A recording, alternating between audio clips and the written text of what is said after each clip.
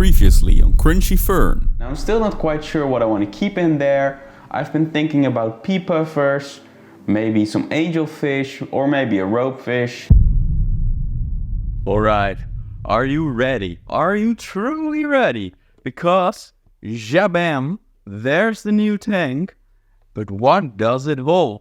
Well, you can see them right in here. Poking his tiny little head out of there is a beautiful rope fish.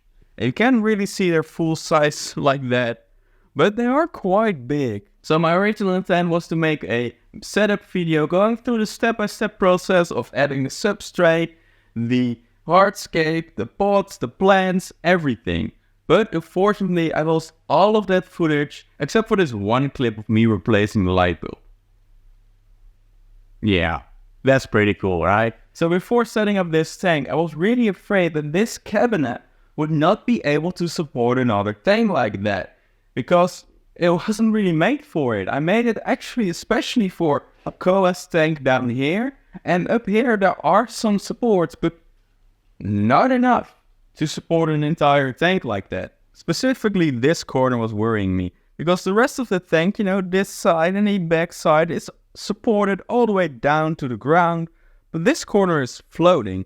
So what I did is I added a ton of supports underneath there, going down and supporting on some other beams and stuff like that, making sure that this will hold the tank. Afterwards I just added in a few pieces of wood all over the place. I added in the pots, and whatever plants I had left over I put in here, because they do like to have a lot of places to hide, which is why they obviously love these pots. Now, to be fair, this isn't the best setup I've ever made, and it's not even the best setup for these guys. They will probably not thrive, but they will survive, and that's fine for now, because I do not intend on keeping them in here forever.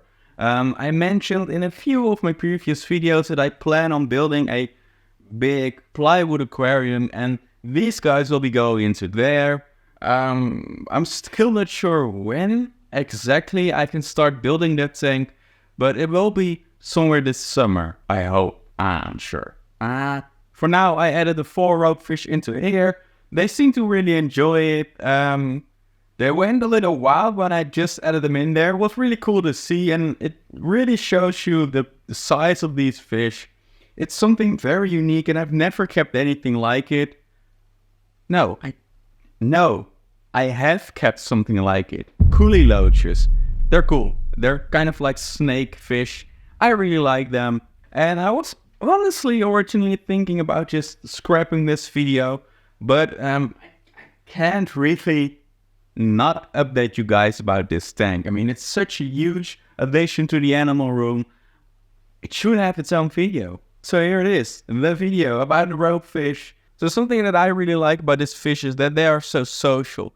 You can often find them curled up together, digging through the sand together. They really stick together, which is really fun to see in my opinion. And the plywood aquarium that I eventually plan on putting these guys in will be situated right here. And this is obviously for now Zula's tank. Look at how big she's getting. She's pretty much the same size as the guppies now.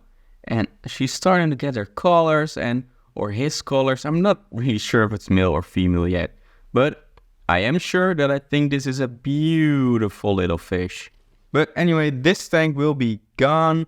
I'll put a plywood tank in here that is way more depth. Little Zula over there will then get another tank. Probably this one up here, and the fish up here will then be put in here. So these two will be switched around, and once Zula gets big enough, she will be added to the tank as well. So Zula and the rope fish will be roommates. Yeah, it will be an awesome tank. It will be a bit crowded though, because I do still plan on adding even more fish to it. But we'll see how it goes. Maybe when I add the first 5 fish in there, I'll say that's enough. We'll leave it at that. But I'm thinking I'll be adding more fish to it, which means it will require quite a lot of filtration in there. But I think it will be well worth it for what I've planned. Okay, so I know this video is probably a bit shorter than usual, and guaranteed to be a lot more chaotic than usual, but I'm working on a lot of cool projects. And that includes some stuff for the pond, which you will see in, probably about a month or so. And I'm also working on a new aquascape, and I can show you what animal will go in that scape, because it's not gonna be the snakes, or ropefish I should say. I've been calling them snakes because they really look like snakes. I mean, it's obvious. Anyway, this is my bucket of shame, I guess. In here I have a colony of blue dream shrimp and a few assassin snails, and probably also an amana or two in there, and also a whole lot of moths, as you can see. And they're doing absolutely fine in this bucket. It's not about that, it's more they're in a bucket. I have these tanks that I built that I really enjoy. This cabinet that everything is in. It's really, I put so much work in making everything look beautiful, and then I have one bucket, so that feels a bit odd. So they are definitely getting a new setup that will do them way more justice than living inside a simple bucket. And these guys will be getting the tank that I use for the tadpoles. So that gets a whole rescape that will also be out in about a month or so. And then, the Blue Dream Shrimp will have a really cool setup. And then I'm also working on a whole new custom-made terrarium. That's a bright light. Anyway, I'm also working on a whole new custom-made mini terrarium. I think it's gonna be a really cool, unique build. And this thing also needs a little bit more time before it's ready. Probably next week's video or the week after that. Either way, pretty soon. And that's about it for the sneak peeks, the future plans, the updates about my animal room. I really hope you like this video. I personally always really like to get the behind the scenes experience from other channels. But what about you guys? Do you like the behind the scenes kind of videos, or are you more interested in the full-on building videos? Let me know in the comments, and while you're at it, give me some good channel recommendations. As always, I'll be responding to every single comment.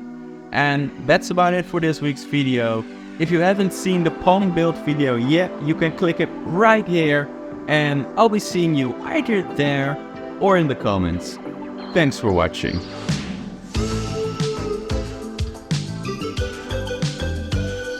Ja, weet je, goed genoeg.